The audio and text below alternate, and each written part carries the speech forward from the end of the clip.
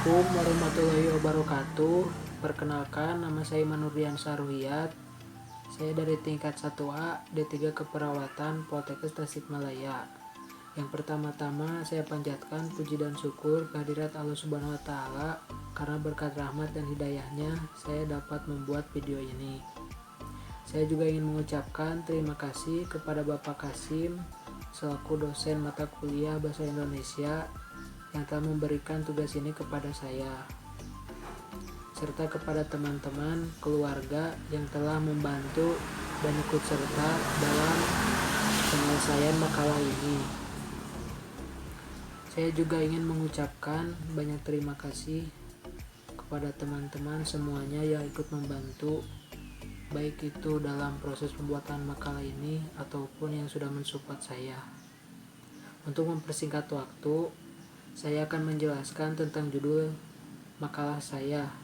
Judulnya yaitu adalah Etika dan Hukum dalam Keperawatan Gawat Darurat. Alasan saya memilih judul ini karena saya ingin tahu langkah-langkah yang diambil perawat ketika sedang dalam keadaan gawat darurat. Apa isi makalah ini? Makalah ini yang pertama yaitu tentang kode etik profesi kesehatan. Perlu kalian ketahui, etik itu berasal dari kata etis, yang berarti prinsip moral atau aturan berperilaku. Kode etik profesi kesehatan dibagi menjadi 8 bagian. Bagian yang pertama yaitu otonomi. Disebut juga dengan istilah menghormati martabat manusia. Prinsip otonomi didasarkan pada keyakinan manusia mampu berpikir logis dan mampu membuat keputusan sendiri. Yang kedua yaitu berbuat baik, yaitu melakukan sesuatu yang berbuat baik dan tidak merugikan orang lain.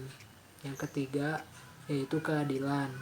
Prinsip adil sangat dibutuhkan oleh setiap perawat maupun setiap orang. Yang keempat yaitu tidak merugikan. Prinsip ini mengajarkan kepada kita supaya memilih tindakan yang paling sedikit mengambil resikonya terhadap korban atau pasien. Yang kelima yaitu kejujuran. Nilai ini sangat penting dan diperlukan oleh pemberi asuhan keperawatan untuk menyampaikan kebenaran kepada klien atau pasien. Yang keenam yaitu menepati janji. Prinsip ini sangat penting.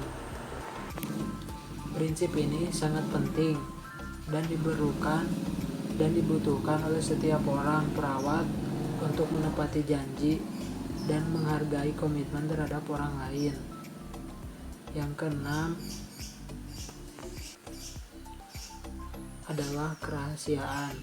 Aturan dalam prinsip kesehatan dan kerahasiaan ini adalah informasi tentang klien yang harus dijaga kerahasiaannya. Terus yang terakhir adalah akuntabilitas, merupakan standar yang pasti dalam tindakan profesional keperawatan. Kita lanjut ke pembahasan yang kedua yaitu tentang hukum. Hukum dalam kesehatan. Hukum kesehatan adalah bagian dari hukum umum yang mengatur perilaku setiap anggota atau masyarakat, utamanya mengatur anggota kesehatan, yaitu mencakup 3, yaitu aspek administrasi, aspek pidana, dan aspek perdata. Terus kita lanjut ke manfaat hukum kesehatan, yaitu yang pertama, memberikan kepastian dan perlindungan hukum kepada penyelenggara kesehatan. Yang kedua, yaitu memberikan kepastian dan perlindungan hukum kepada pemakai jasa kesehatan. Yang keempat, yaitu meningkatkan mutu pelayanan kesehatan. Yang kelima, yaitu mendorong perkembangan ilmu dan teknologi kesehatan. Kita lanjut ke pembahasan yang ketiga, yaitu keperawatan gawat darurat. Keperawatan gawat darurat adalah bagian dari asuhan keperawatan yang berhadapan langsung dengan korban atau pasien yang berada dalam keadaan gawat darurat atau kritis. Asuhan keperawatan gawat darurat saat ini diselenggarakan di ruangan ICU atau di ruangan pada korban yang mengalami kondisi gawat darurat, yaitu Terus yang keempat, aspek hukum keperawatan gawat darurat, yaitu mencakup dua.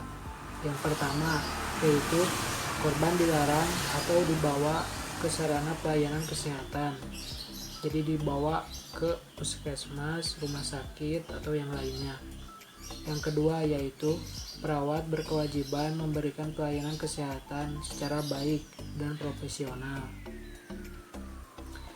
Dapat disimpulkan bahwa keperawatan gawat darurat adalah pelayanan profesional keperawatan yang diberikan pada pasien dengan kebutuhan urgen atau kritis, dan dilakukan tindakan tepat dan penuh pertimbangan oleh tenaga kesehatan kepada pasien.